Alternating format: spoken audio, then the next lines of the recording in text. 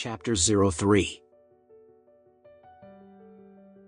The next morning, after preparing breakfast, Alex rode his scooter to Diamond Group's office. He parked his scooter on the side of Diamond's parking lot. As soon as he locked his scooter, a black Bentley slowly parked in a spot across from him. He looked up inadvertently and saw a young couple getting out of the car. The man was wearing a branded suit, looking very handsome and smart. Meanwhile, the lady was dressed up in a flamboyant style. Although somewhat gaudy, she was considered a beauty. As it turned out, the lady was Olivia Richard, Emma's cousin, and the man was her fiancé, Daniel White. Alex didn't know why they were here, but he knew that the best way to avoid trouble was to stay away from them. However, the more eager he wanted to hide from them, the higher chances they would see him. Olivia caught sight of him from the corner of her eyes. She yelped loudly, "Hey, Alex!" Olivia called out his name in a friendly manner, but Alex felt goosebumps all over his back. Out of courtesy, he could only stop where he was and wait for them to approach him. He smiled and asked, "Olivia, hey, why are you here?" Olivia chuckled. "Oh, Daniel is here to see Doris Young, vice chairman of Diamond Group. I'm here to keep him company." Then she turned to look at Daniel with affection and said, "The White family has a lot of projects with Diamond Group. Not only would it help the White family but also our Richard family in the future." Alex didn't know that the White family was one of Diamond Group's business partners. After all, he had just taken over the company and he hadn't had time to get through the details. He didn't show anything unusual on his face. Instead, he simply said with a polite smile, "Mr. White is very talented and magnificent, both of you make a great couple."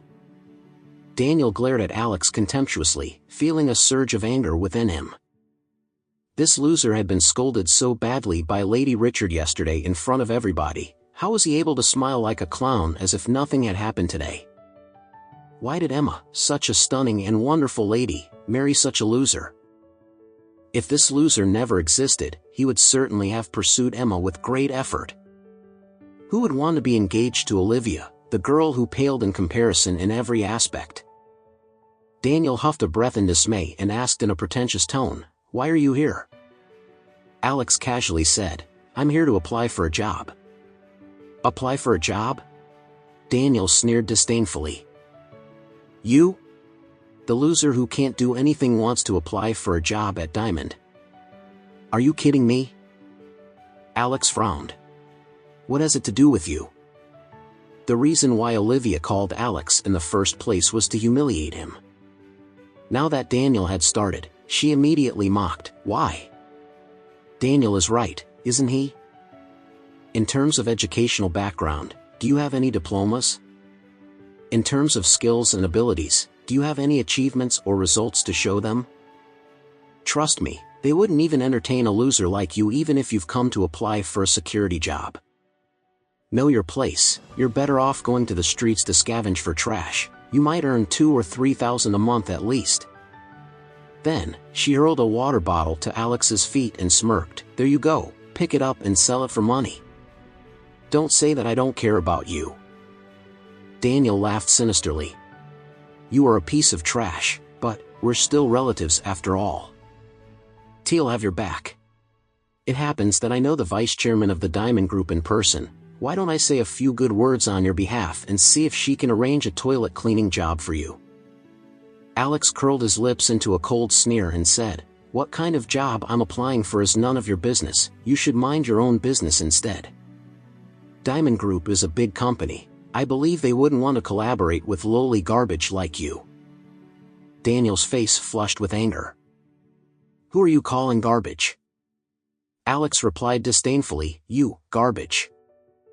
Then, he turned and walked towards the building, ignoring Daniel's indignant screams behind. "Damn you! Stop! Stop right there, do you hear me?" Very soon, Daniel strode quickly and caught up with Alex at the elevator hall.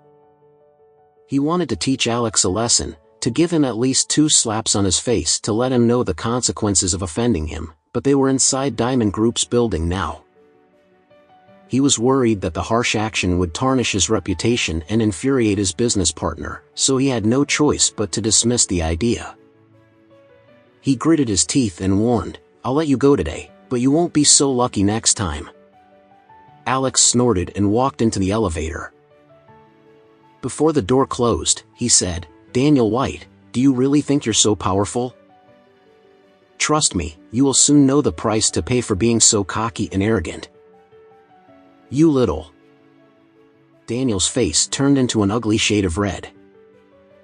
He wanted to rush into the elevator, but Olivia pulled his arms and said, "Daniel, don't take the same elevator as that loser, we might suffocate from his stench." He nodded, fully aware that it wasn't wise for him to lay his hands here. Hence, he snorted coldly. "Huh, you're lucky today. I'll teach you a lesson next time." In the elevator, Alex went directly to the top floor where the chairman's office was located. Nolan had already made all the arrangements for him here at Diamond. The person in charge of the arrangements was a woman named Doris Young. Doris Young had earned her reputation as a renowned businesswoman in Oris Hill. Not only was she a charming lady, but she was also extremely capable. She had been promoted to vice chairman of the Diamond Group at a young age. She was also among the factors behind the success of the company today. Now that Diamond Group had been acquired by the Anderson family, the former chairman had abdicated and Doris stayed back to assist the new chairman. Doris was quite shocked when she first saw Alex. She didn't expect to see such a young and charming man when she heard about him from Nolan. She quickly composed herself and greeted him respectfully. "Welcome, Mr. Anderson. Please follow me to my office."